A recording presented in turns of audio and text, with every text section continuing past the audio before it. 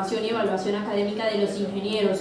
Durante esta intervención, nuestros invitados abordarán diversos temas que comprenden la ética desde el contexto de los objetivos de desarrollo sostenible, cifras del entorno nacional, principios éticos y, por supuesto, propuestas para analizar esta temática. Por eso le damos la bienvenida al ingeniero electrónico con especialización en alta gerencia, tecnología de la información y sistemas de comunicaciones, Alberto López, quien además es miembro de la Comisión de Ética de ASIEN a nivel nacional. A él lo acompañarán el ingeniero electricista Carlos Pantoja, quien también se desempeña como presidente de ASIEN Capítulo Atlántico, y Jaime Vélez, ingeniero electrónico, doctor en ciencias y catedrático de la Universidad de la Costa.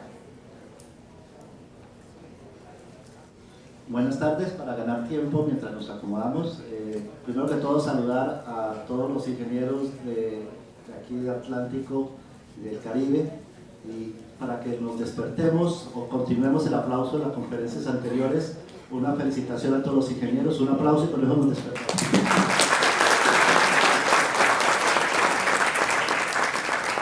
Agradecemos desde ASIEN Nacional la invitación de ASIEN Atlántico al doctor Carlos, doctor Jaime, que nos acompañan en este conversatorio. En una primera instancia vamos a tocar la temática de la ética en la formación y evaluación académica de los ingenieros.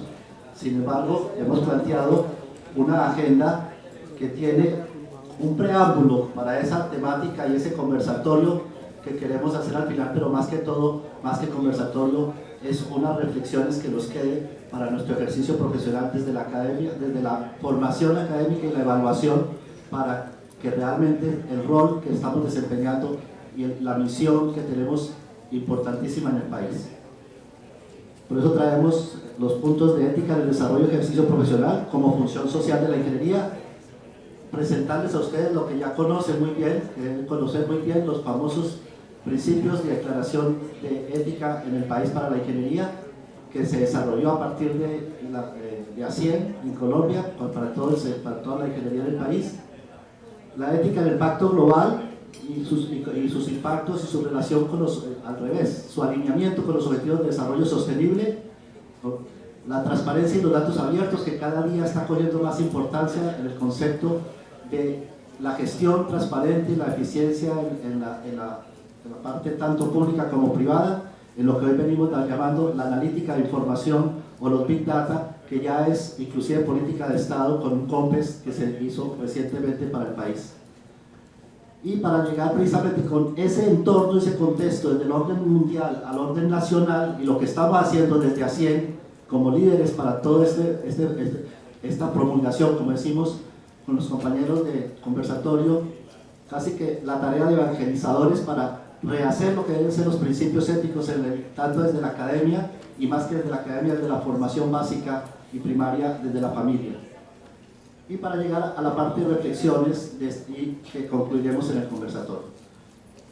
En aras del tiempo, me van a perdonar que pase bastante rápido en algunos aspectos, pero quiero que cuando hay textos, no me dirijo directamente al texto, pero sí a los conceptos que queremos dejar, que haya claridad o para dónde estamos y cuál es el rol y el compromiso de nosotros como ingenieros. Tenemos pues unos parámetros muy básicos de participación, la función social de la ingeniería, que a veces nos dedicamos mucho a nuestras especialidades y se nos olvida cuál es nuestro entorno. Nuestro entorno es nuestra verdadera responsabilidad en nuestros desempeños éticos y transparentes en la participación y la proposición y el compromiso social, en tres grandes componentes. Esos tres grandes componentes nos dan la razón de ser de la ingeniería, es decir, de nada serviría todo lo que estudiamos, nuestros conocimientos, nuestras experiencias, si no hacemos esa praxis de la razón de ser, de nuestro compromiso con nuestro entorno, mejorar la calidad de vida de nuestras comunidades, en cualquiera de nuestras especialidades que nos desempeñemos, porque a veces por ser demasiado tecnicistas, ¿de dónde nació la ingeniería? Del apoyo a los militares. Ese fue el origen de la ingeniería en el mundo, en la humanidad. Y hoy en día es más que el apoyo, es la contribución al mejoramiento de la calidad de vida de nuestros conciudadanos. Es el compromiso en todas nuestras actividades. Desde el punto de vista, me encanta que nos hayan precedido charlas como la que competen con el cuidado, alineado con los objetivos de desarrollo sostenible, alineados con el medio ambiente, con el cuidado de la calidad del aire, la calidad del agua, etc. En todas las componentes de la vida humana estamos los ingenieros. Entonces ahí está la gran denominación que se volvió popular, que nació, me parece haber estado en esa compañía que donde nació ese concepto, las compañías Shell en el mundo, de Health, Security, Environment and Quality. No comprendíamos en los años 80 que hubiera calidad total en una empresa si no había cuidado con el ambiente, cuidado con la salud y con la seguridad de las personas. El HSEQ. Es decir, realmente tenemos que sensibilizarnos de ese compromiso social para aplicar que manejar eficientemente la información gestionada eficientemente y productivamente genera conocimiento, y el conocimiento es lo que genera el desarrollo de las naciones. Entonces, si tenemos muy claro estos conceptos, creemos que para qué aprendimos lo que hemos aprendido, que además tenemos que seguir aprendiendo todos los días. Creo que nuestro conocimiento está creciendo, es sinérgico.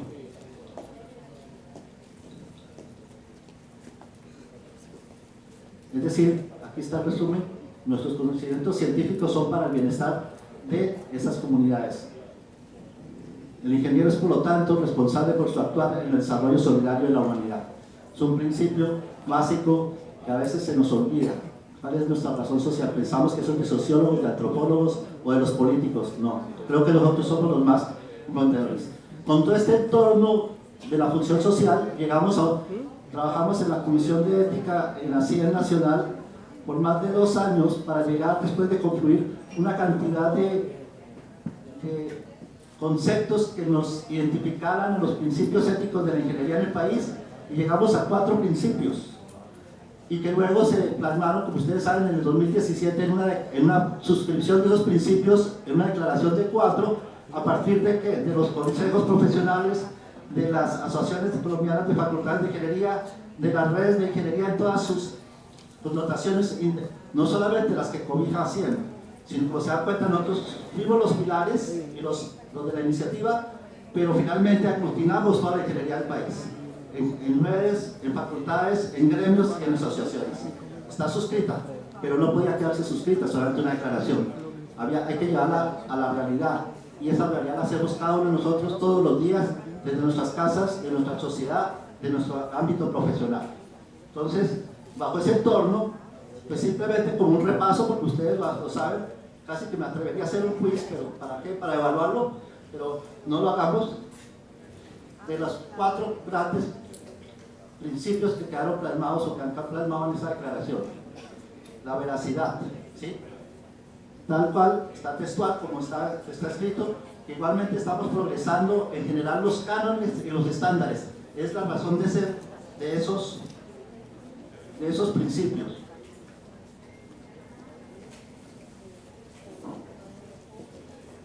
El segundo, ¿quién me dice cuál es el segundo?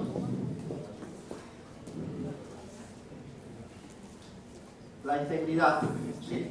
Que es ese promover las buenas prácticas y el respeto por los demás con honor y con dignidad. Tercero, la precisión. Esa sí es una característica básica de los ingenieros, llegamos a ese punto. Es decir, si vemos las grandes anomalías recientes de muchos grandes proyectos, macroproyectos del país o mundiales inclusive, se ven a que no hemos sido lo suficientemente precisos. Eso es una falta a la ética profesional. ¿Sí? Y aquí no se trata de ver el concepto desde el punto de vista sanción, de lo que impactan con los códigos, o con lo que hemos denominado, por ejemplo, las sanciones de los consejos profesionales. No, se trata es de la naturaleza y la razón de ser de nuestra actividad profesional. Es decir, tenemos que ser precisos en todas nuestras actividades desde el punto de vista de la ingeniería, para prestar nuestros servicios. Y lógicamente la responsabilidad se plasma.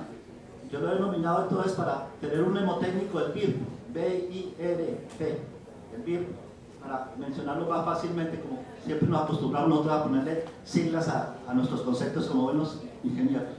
Entonces, en la responsabilidad, viene la responsabilidad, reactivamos nuevamente el concepto sobre la seguridad, la salud, el medio ambiente y el cuidado del bien público, y fomentando el desarrollo personal y actualización de los conocimientos, tanto propios como colegas y de terceros. Y aquí decimos, hoy nos convoca el tema del conversatorio, era de la formación y evaluación desde la academia. Diríamos, nosotros como ingenieros sabemos que nuestra formación y nuestra evaluación es permanente. Es decir, nosotros todos los días estamos acabando de formar y tenemos que estar evaluándonos para reconocer nuestras lecciones aprendidas y mejorar, porque el compromiso es demasiado grande. Aquí es que con estos conceptos llegamos y nos encontramos con los principios del Pacto Global, que es un convenio que articula los objetivos de desarrollo sostenible en las naciones, desde el sector público, desde las organizaciones civiles, las organizaciones sociales, y que se firman esos pactos. Y nosotros en ASIEN, exactamente hace ya cerca de 2 años, también nos adherimos formalmente, como tales tenemos compromisos con Pacto Global, es decir, estamos suscritos a esos principios. ¿Pero qué es Pacto Global? Pacto Global es una iniciativa que promueve el compromiso del sector privado, sector público y la sociedad civil para alinear sus estrategias con 10 principios enfocados directamente con derechos humanos, estándares laborales, medio ambiente y lucha contra la corrupción. Y estos a su vez alineados con los 17 objetivos de desarrollo sostenible y sus correspondientes metas. Aquí simplemente no es que vaya a repasar los 10 principios, pero sí las dimensiones de esos 10 principios: dimensiones de derechos humanos, de estándares laborales, de medio ambiente y anticorrupción, que tanto nos falta de pelear. Digamos, si vemos en el tema, hablábamos en la charla previa a este conversatorio, en el país el presupuesto nacional siempre está cortico, hay déficit de presupuesto nacional, pero hemos tenido la experiencia en los manejos del orden nacional que si hiciéramos eficientemente, ejecutáramos eficiente el presupuesto, lo que estamos haciendo hoy lo podríamos estar haciendo con la tercera parte de ese presupuesto. ¿Qué quiere decir?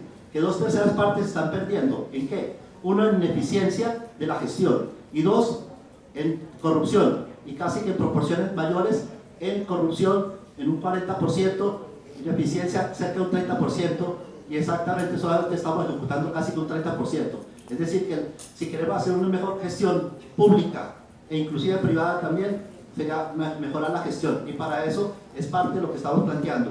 Dijéramos, ¿cuál es la rentabilidad de todo este trabajo? Esto pareciera una conferencia o un conversatorio de un tema de buenas prácticas. No, es de compromiso del gremio con el país, con Pacto Global, con las Naciones Unidas. Aquí está el esbozo de los 17 objetivos de desarrollo, y si uno se pone a analizar los objetivos y las 169 metas, cerca de un 40% específicamente de esas metas nos impactan directamente en labores de la ingeniería. Es decir, ahora en la Comisión de Ética nos atrevimos a hacer un recuento sobre solamente 4 objetivos que nos impactan directamente: el objetivo de industria, innovación e infraestructura, y en algunas metas. Y resaltamos para el tema de esta charla, resaltamos por ejemplo el 9.5, el ítem de la meta 9.5, aumentar la investigación científica y mejorar la capacidad tecnológica de los sectores industriales en todos los países. Eso suena como discurso muy bonito. ¿Cuánto le estamos dedicando del PIB a la investigación? El año pasado, en la administración anterior, iniciamos con el 1.2, llegó y terminó en menos del 0.6%. O sea, nada. Los países que están en desarrollo dedican entre el 2.5 y el 3.5% a la investigación como mínimo, y eso que son países ya desarrollados, es decir, que ya están en la cima de la cúpula del desarrollo, que su crecimiento pues, puede ser menos dinámico y menos exigente. Colombia tiene que crecer más rápido, y la investigación y la educación es el pilar de ese crecimiento. Igual el caso de paz, justicia e instituciones sólidas, el 16. Me atrevo a resaltar el de caracterizar el acceso público a la información y proteger las libertades fundamentales. Es decir, qué tan participativa es la gestión, el acceso y la accesibilidad a esa información, que hablaré más tarde un poco más en detalle al respecto. El tema de energía asequible y no contaminante es otro tema que aquí lo acabamos de escuchar en las 2 charlas, en las 2 conferencias anteriores. Muy claro, eso lo tenemos súper claro, pues un compromiso grande. En el desarrollo de ciudades y comunidades sostenibles, que le da pie a lo que hoy estamos denominando ciudades inteligentes. Estamos súper comprometidos. Ciudades inteligentes, en el caso nuestro, los de tecnologías de información y comunicaciones, no es solamente digitalizar las ciudades y la infraestructura, es saber para qué digitalizamos y con qué digitalizamos y el para qué digitalizamos. para precisamente acceder a la información para generar conocimiento productivo. Es decir, es parte de la dinámica. Si nosotros no nos alineamos, no nos tenemos que inventar la rueda. A estos objetivos de desarrollo sostenible y de ahí para abajo, Plan Nacional de Desarrollo, que es el nuevo Plan de Desarrollo afortunadamente está alineado, pero si los planes sectoriales y nuestra función práctica en cualquiera de los ámbitos que nos trabajemos no estamos alineados con esto, pues estamos de pronto bogando o remando en dirección diferente o no accesible. Otro gran tema es ¿para qué trabajamos los ingenieros?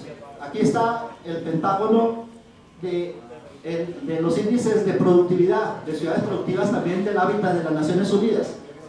Desafortunadamente no pude traer el cuadro donde tuviéramos a Barranquilla, pero tenemos a Bogotá y Medellín. Bogotá y Medellín. Bogotá es el naranjita que está más céntrico. Entre más afuera esté el parámetro, estamos mejor. Aquí vemos automáticamente en 5 parámetros que podemos medirnos de calidad de vida, infraestructura, calidad de vida, productividad, equidad y sostenibilidad. ¿Cómo estamos? No estamos muy bien, nos falta mucho por hacer y trabajar en cada uno de los temas para lograr los índices. Inclusive los indicadores no los tenemos que inventar. Si nos alineamos a los indicadores con que nos medimos y hacemos el benchmarking internacional en Naciones Unidas y ahora en el club de la OSD, pues yo creo que si hacemos las tareas desde el principio podemos llegar algún día realmente a ser verdaderos países de OSD. Toco este tema rápidamente porque es, como han visto, es un tema, transparencia está inmerso en integridad y transparencia y datos abiertos tienen una correlación directa. Entre más datos abiertos hay más transparencia, que significa hay menos oportunidades de corrupción. Entonces por eso el grupo de trabajo de anticorrupción del grupo del G20 estableció el concepto de datos abiertos para trabajar en 2 puntos y 2 visiones principales: el desarrollo exponencial de las tecnologías digitales, porque ¿qué pasa? El concepto de datos abiertos está generando un nuevo concepto de corrupción.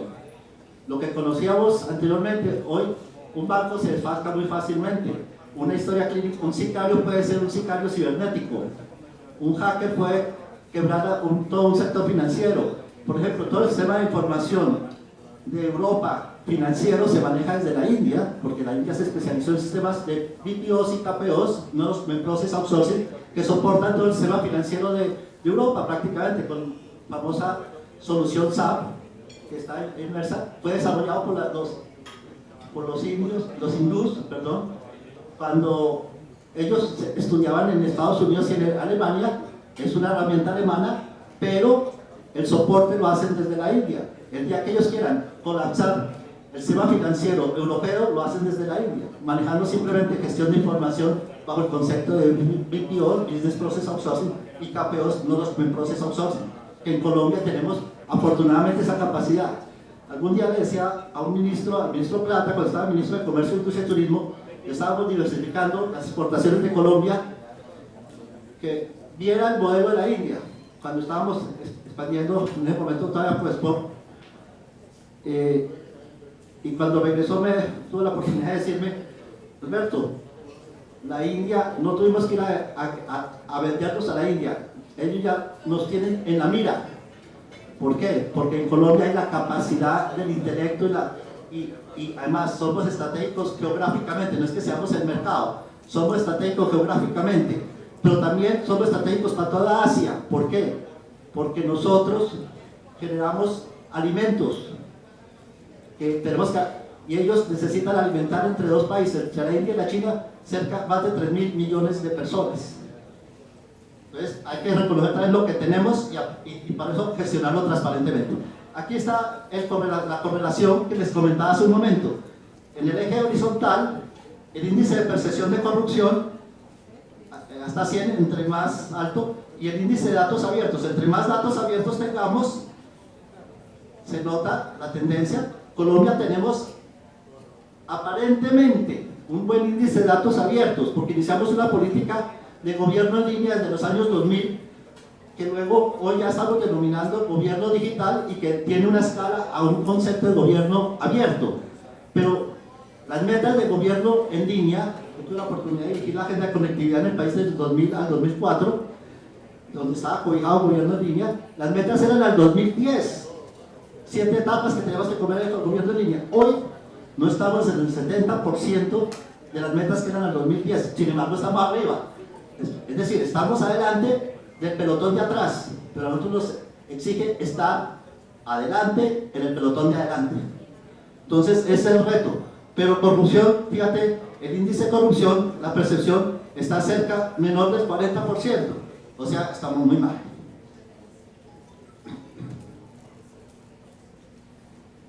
Transparencia y datos abiertos. Esto también es parte de un artículo que se publicó nosotros en la 100. Tenemos el reto de publicar en cada revista trimestral, como la de hoy. Este tema de la charla de hoy está inmersa en 2 artículos que están en la publicación que le repartieron a ustedes hoy, en la versión número 135. En la versión, en una del año pasado, está este concepto manejado de transparencia y datos abiertos. Pero me voy a referir a los principios de datos abiertos, que es información abierta, disponible, comprensible, accesible y asequible. Aquí, ¿qué va a ser la diferencia? ¿Qué es accesibilidad? Podemos tener acceso, podemos disponer de esa información, podemos usarla útilmente, a ser realmente asequible, podemos adquirirla, todos los colombianos, no. Comparable e interoperable, mejorar la gobernanza y el compromiso ciudadano. Aquí es donde viene, la gobernanza está en todos los niveles de actividad de nosotros: gobernanza ciudadana, gobernanza social, gobernanza académica, gobernanza institucional.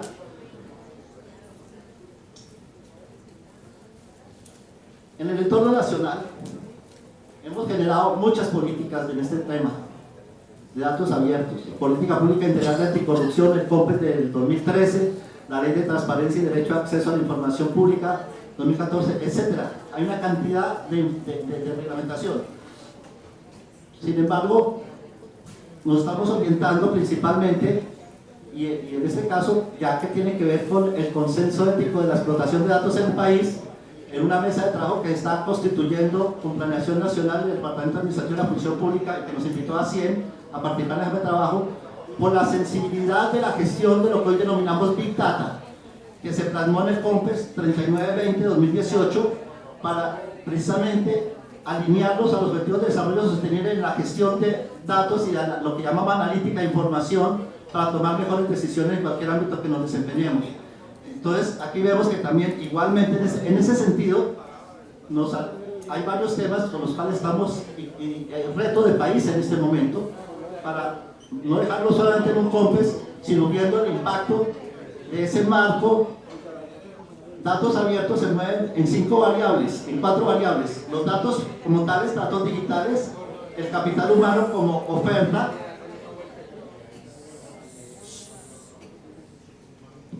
aprovecho para tomar agua, gracias.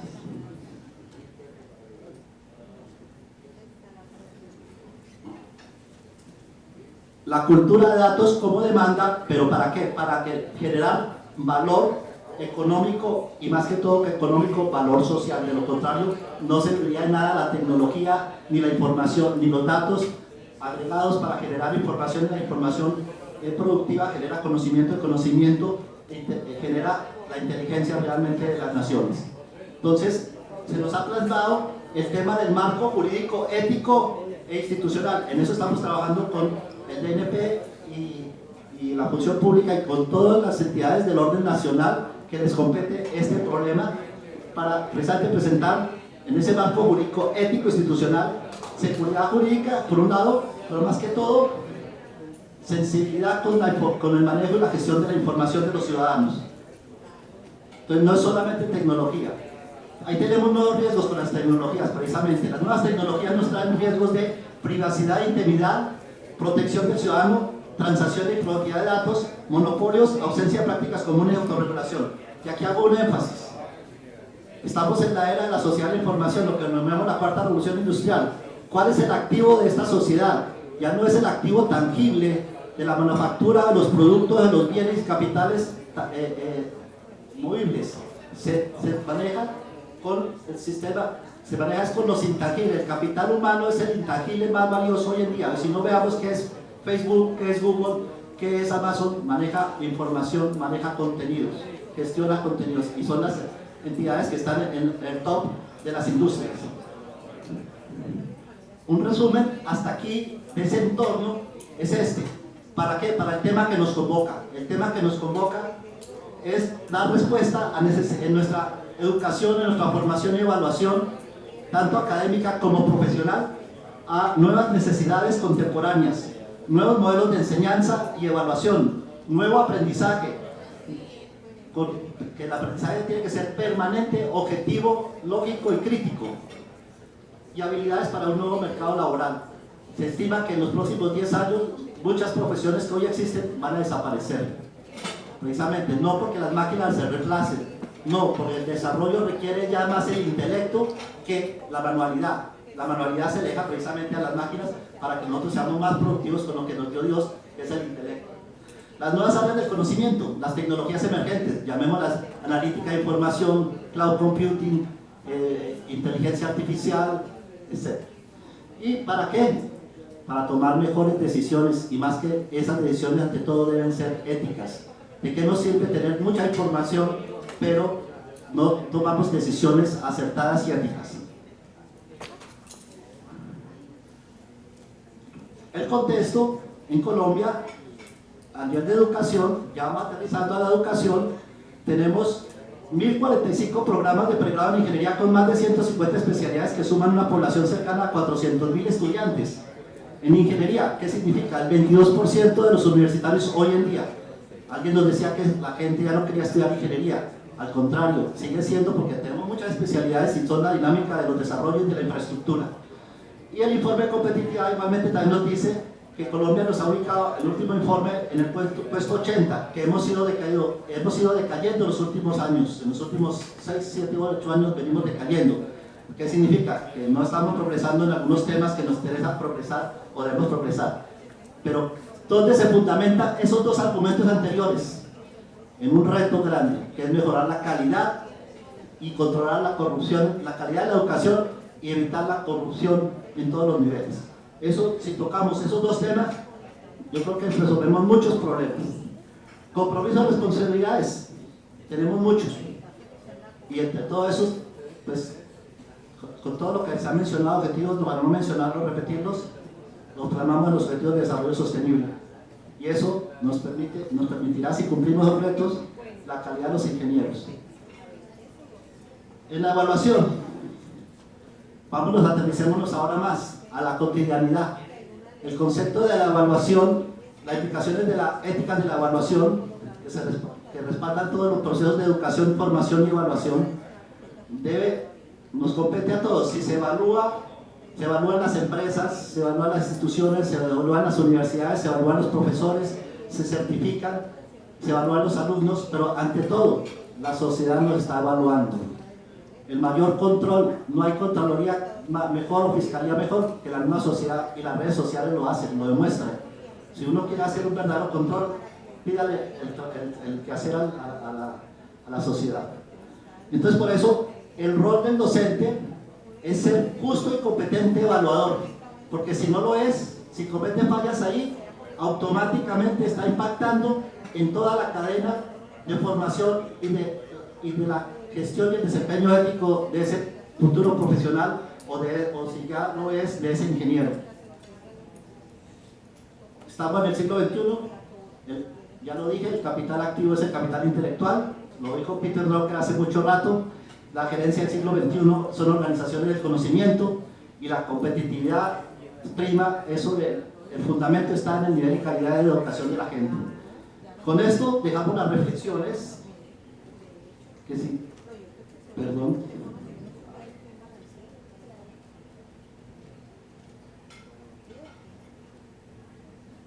Unas reflexiones que ya prácticamente las dijimos, pero que necesitamos como ciudadanos más que como ingenieros: solidaridad social, como trabajo en equipo, trabajo sinérgico. Ya no es solamente trabajar en equipo, sino sinérgicamente, sumar, que 1 más 1 ya no es 2, sino es sinérgico. 1 más 1 tiene que dar 3 o 6 o 8. Gestión de riesgo e impactos sociales para el tema ambiental, el HSQ, fortalecer las habilidades, las nuevas habilidades, y entre eso discutíamos antes en nuestro grupo, la interculturalidad. Yo creo que uno de mis compañeros de corresponsales de conversatorio ahora nos puede comentar un poquitico más sobre este punto. Y llevar a la cátedra la formación ciudadana. No, la formación no es en la academia, ni en el currículum, ni en el pénsul académico, es desde la familia, desde la sociedad, del entorno, desde las pequeñas acciones para llegar allí. Y articular, ¿qué estamos haciendo nosotros? Nosotros estamos tratando de hacer, pero disculpen la comparación, evangelizadores. Porque esto es 1 más 1, y aquí en adelante ustedes son los que tienen que salir con este compromiso de divulgar este pensamiento, esta cultura, estos principios, porque esto no es una cátedra ni es una conferencia. Por eso me tomo el atrevimiento de tomar unos minutos más del tiempo que creo que nos concedieron. Y por eso también, en respeto de eso, pido disculpas. Y ya la evaluación, lo que decíamos, que es factor importante, identificada como una valoración permanente. Y garantizar que las conductas de los egresados no es suficiente con tener una cátedra de ética en las universidades, ni disponer de libros, ni un código, ni siquiera tener los principios, es desempeñar conscientemente cada uno de nosotros los principios. Es lo que queríamos decir y queríamos dejar esta inquietud a ustedes. Estamos respondiendo con calidad de formación y evaluación requerida de los ingenieros en el país, y ahí dejamos un entendimiento de nosotros para su reflexión y para el complemento de mis compañeros de conversatorio. Gracias.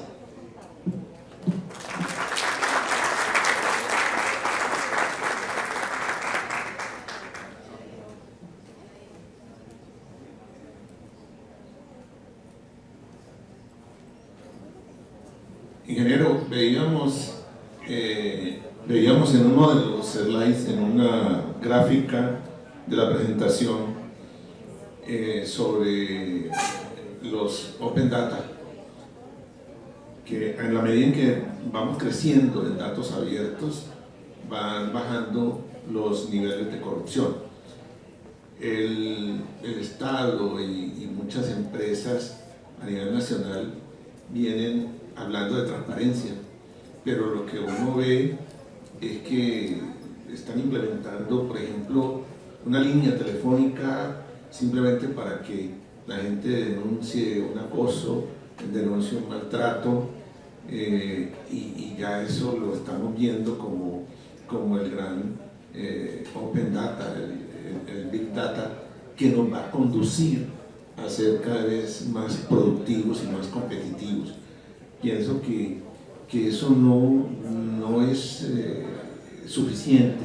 Puede ser un principio, pero ¿qué podemos hacer? ¿Qué debemos hacer desde el Estado, desde la empresa, desde las instituciones educativas, para que realmente se mire esto como una función que nos va a llevar a ser más productivos, más competitivos en un entorno ético?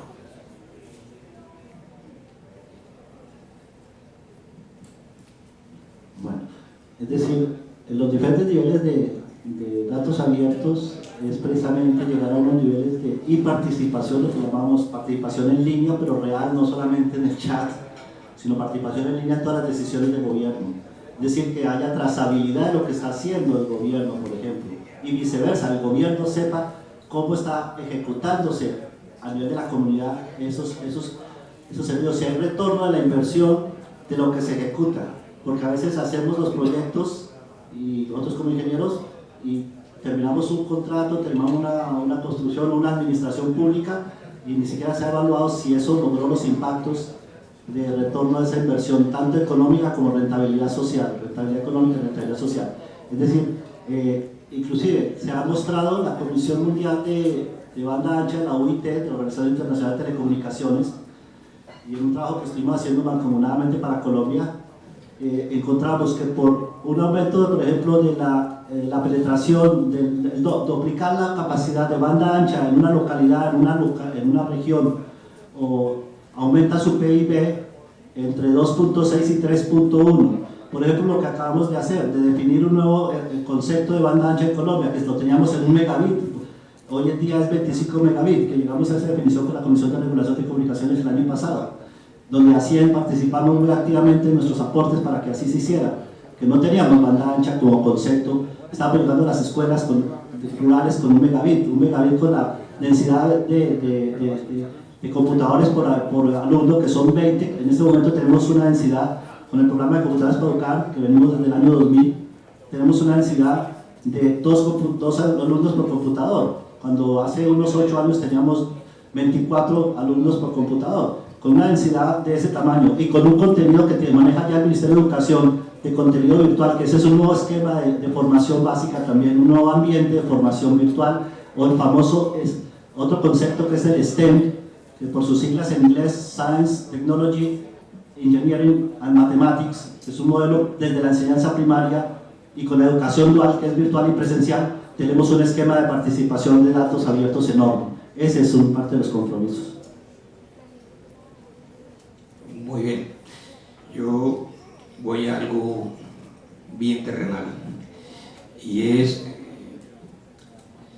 generalmente esperamos que de la universidad egresen ingenieros profesionales idóneos y éticos. Ese es el principio que todos esperamos. Pero la ciencia y la cultura no son exactamente lo mismo.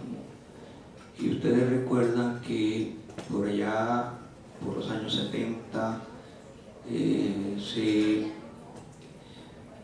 se produjo un cambio importante en la educación. Se suprimieron, por ejemplo, la cívica y la humanidad.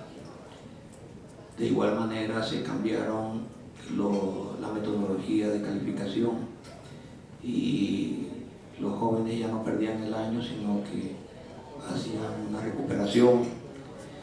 Y todo esto pues acompañado pues de unos nuevos procesos educativos que se dieron en esas décadas. Hoy, cuando empezamos a evaluar resultados, encontramos que estamos viviendo una gran época del avivato. Los niveles de corrupción que tiene el país, y bueno, no solo el país, también hay mucha corrupción en el mundo, pero vamos a hablar de lo nuestro, implican que deberíamos tener algún programa de corrección a ese daño que se hizo en su momento y que generó una condición que con toda seguridad ha repercutido hasta hoy. ¿Qué podríamos hacer para poder recuperar esa situación que indudablemente fue un error y que hoy el gobierno ha mencionado en algunas oportunidades, que quiere restablecer cátedras de urbanidad y que quiere restablecer los métodos y que quiere restablecer otra vez las condiciones que se tenían en ese momento?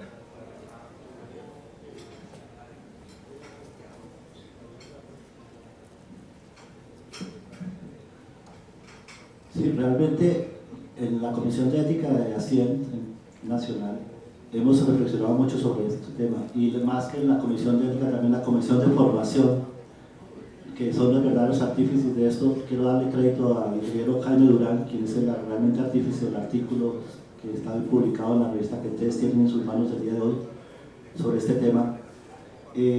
Llegamos a esa inquietud. Es que no está solamente en la formación del futuro ingeniero o en la formación continua de nosotros como ingenieros, está desde la esencia de la sociedad, de la esencia del hogar, de la familia. Es decir, volver a esa educación donde hay respeto, donde estos principios que exponemos nosotros se den desde el hogar, y cómo no es con lección aprendida de rejo, sino lección de ejemplo. Entonces creo que ese es el primer compromiso de todos nosotros, ser nosotros mismos éticos para poder exigir o demostrar o dar ejemplo, porque nadie puede salir a predicar lo que no sabe orar. Sí, ASIEN ha venido haciendo un trabajo bien importante. Después de resumir los principios éticos, de haberse reunido con los diferentes gremios y llegar a los 4 principios, en este momento empieza a desarrollar una segunda fase en la que quiere que esos 4 principios éticos penetren en la mente de nuestros ingenieros, lo tomen con conciencia, y a pesar de que la palabra ética generalmente no es una palabra agradable para muchos, lo vemos casi como un estorbo en el devenir de nuestras actividades, porque la palabra ética significa tener respeto por todo. Ese es principalmente lo que nosotros debemos tener. Entonces, los 4 principios que ASIEN viene implementando, viene con la tarea de poder grabar en la mente de los ingenieros, ¿sí?, para poder recuperar de alguna manera todo este proceso que sufrimos a raíz de vernos un poco impotentes y descalificados frente a los problemas que la ingeniería colombiana viene presentando. Pues necesita hacer ese trabajo de grabar en la mente de cada ingeniero la condición de ética, ser ético primero que todo. No sé si hay alguna pregunta, alguna reflexión. Sí. Lo que queremos hoy precisamente es dejar en la mente de todos los ingenieros presentes el retomar los valores éticos en cada uno de sus actos. Eso es la tarea que como directivos de ASIEN nos han encargado, retomar esa permanente, insistir esa permanente necesidad de volver a los valores éticos para poder seguir construyendo países. Hemos establecido un eslogan que dice: por el país que queremos, sí a la ética. Ese es el eslogan que todos los miembros de ASIEN, ojalá todos los ingenieros, miembros o no miembros, puedan seguir preparando. ¿Sí? Por el país que queremos, sí a la ética. Muchas gracias.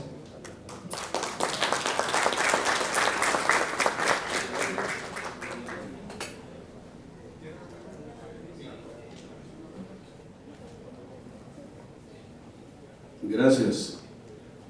Muy de acuerdo con la posición del ingeniero Pantojas, cuando mencionaba muy acertadamente que en la década de los 70, yo miré un poquito más atrás, en la década de los 60, desapareció del pensum nacional 2 grandes materias como fue urbanidad y civismo.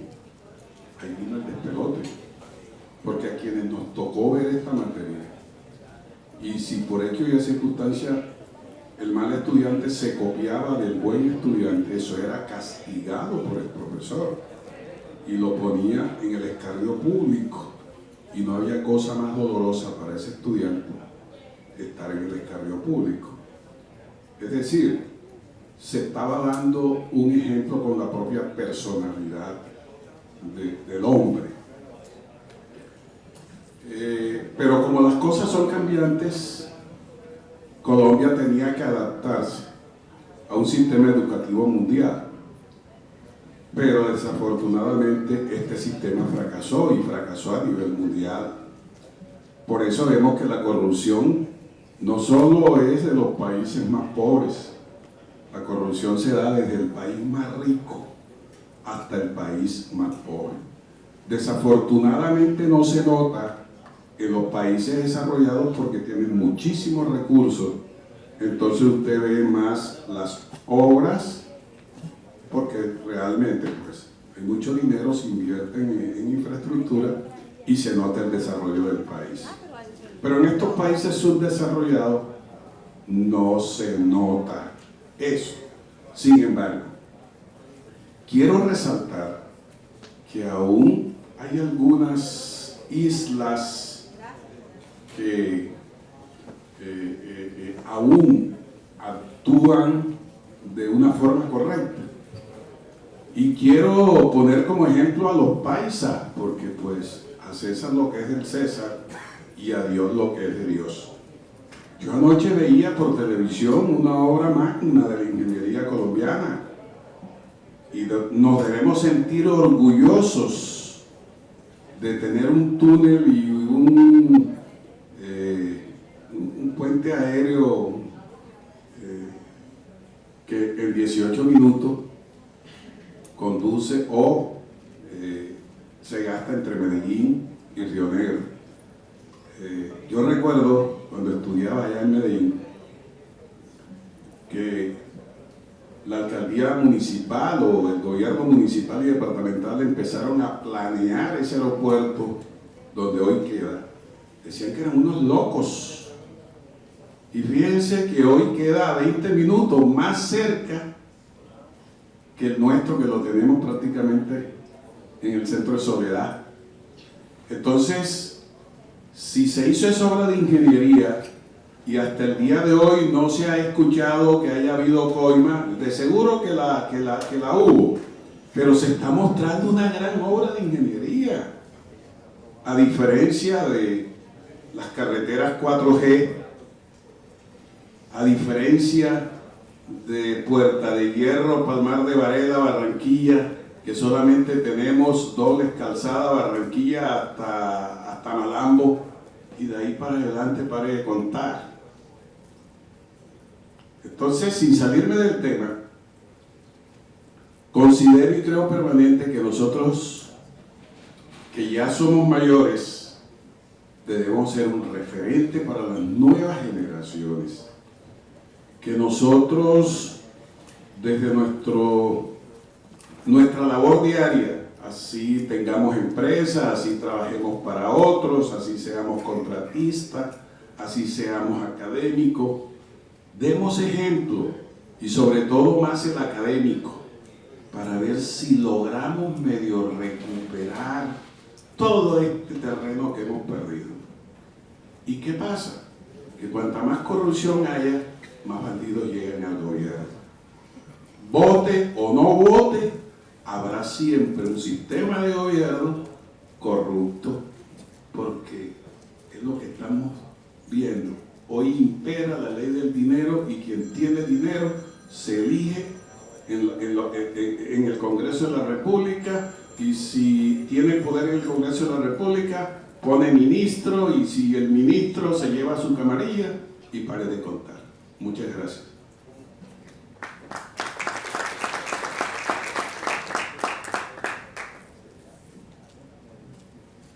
¿Cómo estamos de tiempo? ¿Listo? Jorge. Bueno, yo vengo trabajando en un ejercicio, usted lo sabe, y pienso más que buscar culpables, que la sociedad siempre tenemos un culpable, y difiero eso de que no importa que roben, sino lo importante es que hagan. ¿Quién dijo eso? Lo importante es que lo hagan, porque estamos formalizando el robo. Ay no, es que está haciendo obras. No importa que se robe, pero se ve la obra. Si lo que se ve es el cemento, lo que hay que cosechar es lo que está en el corazón de las personas. Los culpables no solamente son los estudiantes, son los profesores y son la generación anterior a nosotros. Entonces yo voy más allá a que justifiquemos el que hagamos un poquito y robemos más. Ey, lo que invocamos en los corazones de las personas es lo que se hace. Los japoneses llaman el área del dosha, donde los pensamientos se materializan. Entonces, si hablamos siempre de corrupción, hombre, no es lo único que vamos a ver. Veamos también las cosas buenas, invoquemos esa sabiduría que hay en las personas. Pero no hay una reunión donde no hablemos de la corrupción, del político. Hombre, mira hacia adentro. Si los pollitos nacen de adentro hacia afuera, porque si lo rompen de afuera hacia adentro, se vuelve rebotillo huevo. ¿Sí me explico, ingeniero? Entonces la reflexión entre los ingenieros no es una solución, o los que planean, o los que calculan. Son seres humanos que debemos integrar a la ética dentro de la disciplina de cada cosa. Se la dejo ahí, dice un amigo mío. Muy bien. Ok. Muchas gracias. Y recuerden siempre, por el país que queremos, sí a la ética.